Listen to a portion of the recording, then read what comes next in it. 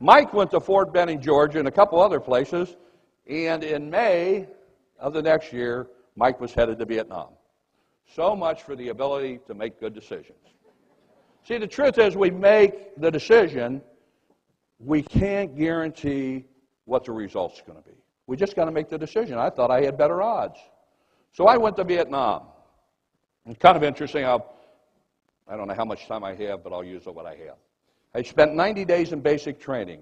I spent 90 days in AIT, which is Advanced Infantry Training. And then when I was leaving there, I thought I was going to Vietnam. They said, no, you're going to be a scout dog handler.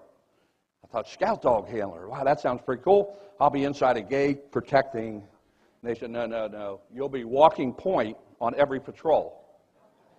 And I said, can I trade my dog in for a sentry dog? And they said, no. But you can trade him in for a tunnel dog. And I said, what's a tunnel dog? They said, that's where the dog goes in the tunnel and you go in behind him. And I go, no, I think I'll keep the dog I have. And so I went to Fort Benning, Georgia, 3 months as a scout dog handler and learned how to handle dogs. And the first day there, I was feeding a detail of 70 dogs, and a dog grabbed hold of me. His name was Chico. And he started to drag me in. And I didn't know what to do because I'd only been there a day. And finally, he let go of me. And, boy, I was just like, boy, this dog is a nasty dog. He's really a mean dog. And so I got this dog. His name was Rommel, really great dog. And so at the end of the course, you go through a simulated course, and Rommel wasn't feeling real good and hit some booby traps and different things. And so when we left for Vietnam, they said, if your dog's there, you'll get your dog. If you don't, you'll get a new dog.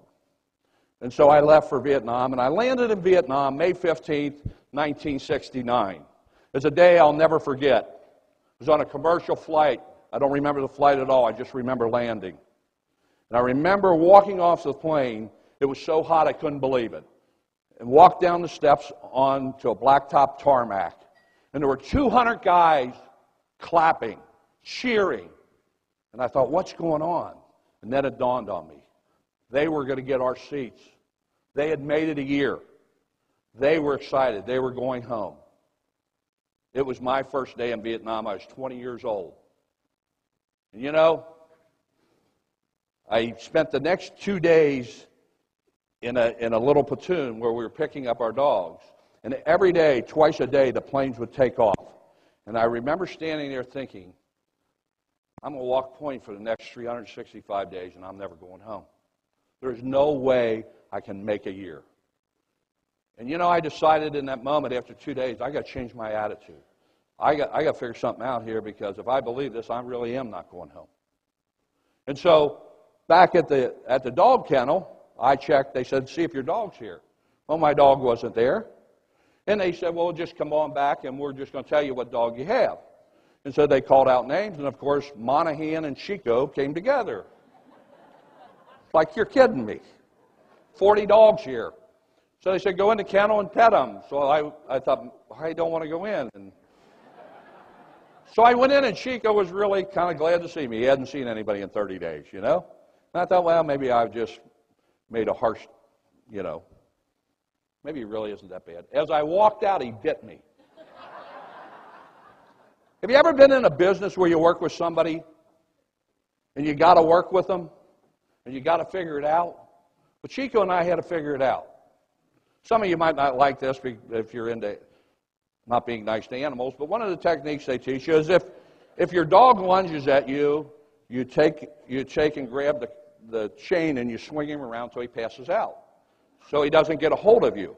So for 2 days, when everybody's doing basic obedience, Chico was trying to bite me. I was trying to get him to black out. And so imagine that I'm going to walk point for a year with a dog who doesn't like me. And I asked myself the first question. The first question, am I prepared? Am I prepared?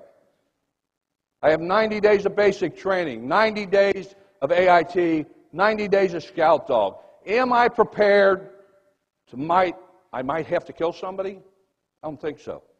Am I prepared that I might get killed? I don't think so. Am I prepared that I might come home with no legs or something? I don't think so. I don't think I'm prepared. But you know what? I don't have any choice. I'm walking point. Have you ever